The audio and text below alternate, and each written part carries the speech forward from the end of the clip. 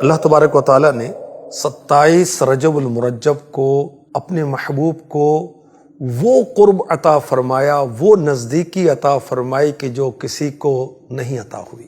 اپنا دیدار بھی بخشا اور ہم کلامی کا شرف بھی عطا فرمایا۔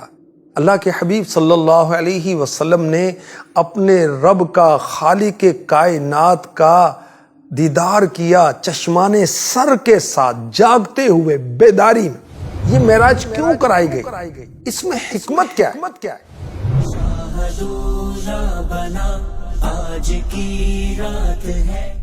اللہ تبارک و تعالیٰ نے اپنے محبوب صلی اللہ علیہ وسلم کو دیدار کرایا، ہم کلامی کا شرف عطا فرمایا۔ اس کی سب سے پہلی حکمت یہ بیان ہوئی دل جوئی، کیونکہ اعلان نبوت کے 10ویں سال حضور کے چچا ابو طالب کا انتقال ہوا۔ ابھی یہ صدمہ ہرا تھا کہ حضور صلی اللہ علیہ وسلم کی منیس و غمخوار بی بی خدیجۃ الکبریٰ رضی اللہ تعالی عنہا نے بھی وصال فرمایا۔ کفار مکہ اب بہت زیادہ ظلم و ستم پر اتر آئے، بہت زیادتیوں پر اتر آئے، بہت تکلیفیں دینے لگے۔ تو اللہ تبارک و تعالیٰ نے اپنے محبوب پاک صلی اللہ علیہ وسلم کی تسکین کے لیے، آپ کے اطمینان کے لیے آپ کو معراج کرائی۔ ایک حکمت یہ بیان کی گئی کہ جو معجزات اور درجات اللہ تعالیٰ نے سارے نبیوں کو الگ الگ عطا فرمائے، وہ سب بلکہ اس سے کہیں بڑھ کر اپنے محبوب کو عطا فرمائے۔ حضرت موسیٰ کلیم اللہ علیہ نبینا علیہ الصلوۃ والسلام کو یہ درجہ ملا کہ وہ کوہ طور پر جاتے تھے، اللہ پاک سے ہم کلام ہوتے تھے۔ حضرت عیسیٰ علیہ السلام کو یہ مقام و مرتبہ، بلندی اور عروج ملا کہ چوتھے آسمان پر بلائے گئے۔ حضرت ادریس علیہ السلام کو یہ مقام ملا کہ آپ جنت میں پہنچے۔ اللہ تعالیٰ نے اپنے محبوب کو وہ معراج کرائی جس میں آپ نے اللہ پاک سے کلام بھی فرمایا، آسمان کی سیر بھی کی، جنت کا مشاہدہ فرمایا، دوزخ کا معائنہ فرمایا۔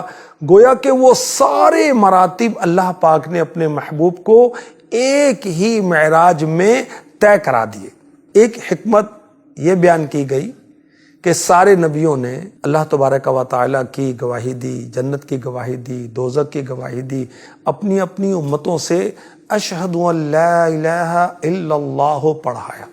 انبیاء نے گواہی تو دی مگر انہوں نے اللہ کو نہیں دیکھا، جنت کو نہیں دیکھا، دوزخ کو نہیں دیکھا۔ سنی ہوئی گواہی کی انتہا کیا ہوتی ہے؟ گواہی کی انتہا دیکھنے پر ہوتی ہے۔ تو ضرورت تھی کہ انبیاء کرام علیہم الصلاۃ والسلام کی پاکیزہ جماعت میں کوئی ایک ہستی ایسی ہو جو ان تمام چیزوں کو دیکھ کر گواہی دے، سبحان اللہ، تاکہ گواہی کی شہادت کی تکمیل ہو جائے۔ تو اس شہادت کی تکمیل کے لیے میرے آقا صلی اللہ علیہ وآلہ وسلم کو معراج کرائی گئی، سبحان اللہ۔ ایک اور حکمت بیان کی گئی کہ اللہ پاک نے اپنے محبوب صلی اللہ علیہ وسلم کو سارے خزانوں کا مالک بنایا۔ کیا ارشاد ہوا؟ اِنَّا أَعْطَيْنَاكَ الْكَوْثَرَ، اے محبوب بے شک ہم نے تمہیں بے شمار خوبیاں عطا فرمائی۔ پیارے آقا علیہ الصلوۃ والسلام اللہ کی عطا سے اللہ کی تمام سلطنت کے مالک ہیں، تو معراج کروانے میں اللہ پاک کی مرضی تھی کہ 2 جہانوں کے خزانوں کے مالک کو اس کی ملکیت دکھا دی جائے۔ ایک حکمت یہ بیان ہوئی کہ اللہ کے محبوب صلی اللہ علیہ وسلم کی شان، عظمت، بزرگی ساری کائنات پہ ظاہر ہو جائے۔ مسجد اقصی میں میرے آقا صلی اللہ علیہ وسلم نے انبیاء کرام کی امامت فرمائی تاکہ معلوم ہو جائے کہ میرے آقا علیہ الصلوۃ والسلام کی فضیلت سب سے زیادہ ہے۔ ہمارے آقا صلی اللہ علیہ وسلم بیت المقدس میں پہنچے تو سارے انبیاء جمع تھے۔ جبریل امی علیہ السلام نے ہمارے آقا علیہ الصلوۃ والسلام کو آگے کیا، آپ نے سب کی امامت کروائی۔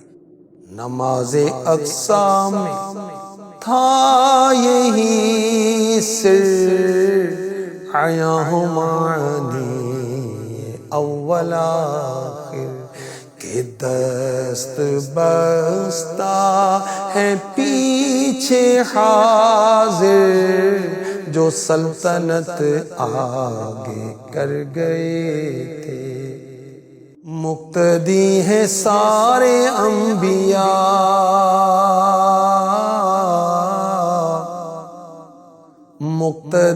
ہیں سارے انبیاء، مقتدی ہیں سارے انبیاء،